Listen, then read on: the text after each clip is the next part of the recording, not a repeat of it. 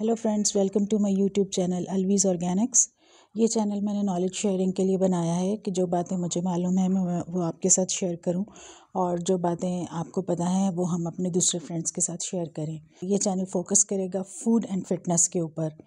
तो हम अपने ईटिंग हैबिट्स को इम्प्रूव करेंगे, हम अपने वेट लॉस में जितनी रेसिपीज़ मुझे मालूम है मैं वो आपके साथ शेयर करूंगी।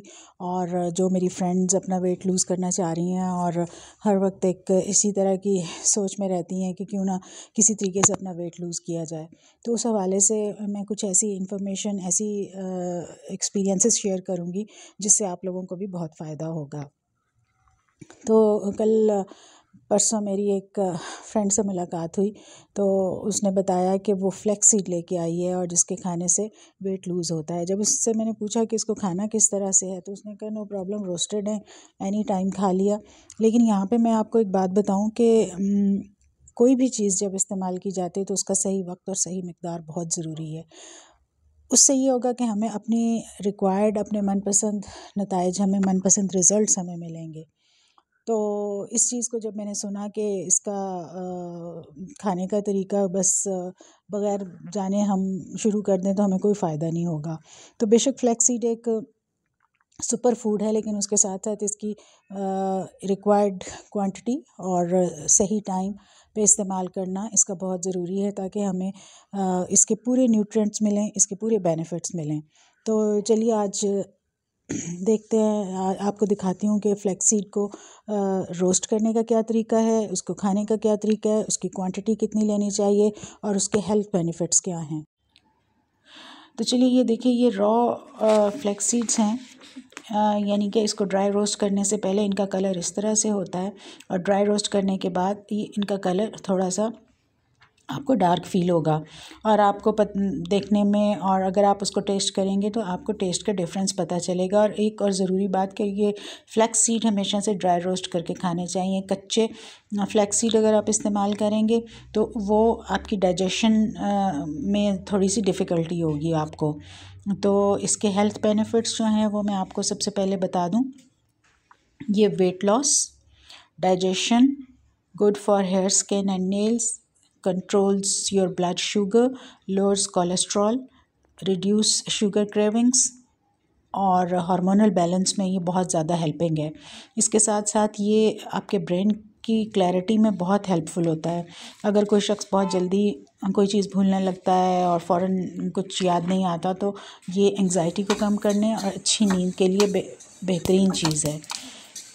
तो चलेंगे देखें, ये अब मैं आप इसको फ्राई कर रही हूँ, ड्राई रोस्ट कर रही हूँ। तो ये ड्राई रोस्ट कर रही है, आपको इसकी क्रैकलिंग की आवाज़ आ रही होगी।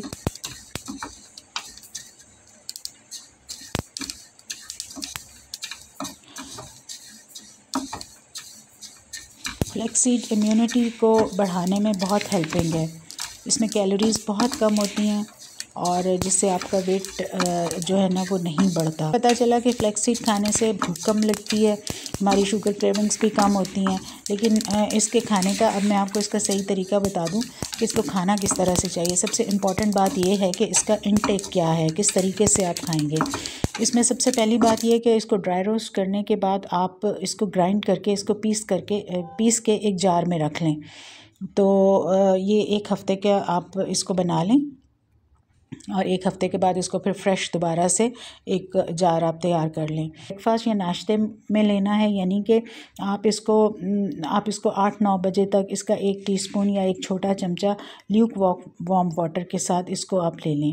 क्योंकि अगर आप नाश्ता बहुत लेट करेंगे फिर इसका कोई फ़ायदा नहीं है। आपको 8-9 बजे तक ब्रेकफास्ट कर लेना चाहिए, और टाइम इसमें बहुत इम्पॉर्टेंट है। 8-9 बजे तक आप इसको बेशक हल्के से गर्म पानी के साथ इसको आप खा लीजिए। बात आती है कि इसकी क्वांटिटी की, और इसको शुरू में आपने सिर्फ 5 ग्राम या 1 छोटा चम्मच से शुरू करना है, और जब आपको लगे कि कोई प्रॉब्लम नहीं है तो आप धीरे धीरे इसकी क्वांटिटी बढ़ा भी सकते हैं। विंटर्स में आप इस्तेमाल करें तो 30 ग्राम्स तक, यानी कि 1 बड़ा चम्मच। लेकिन अगर गर्मियों में आप इसको इस्तेमाल करते हैं तो इसकी क्वांटिटी को आप आधा कर दें।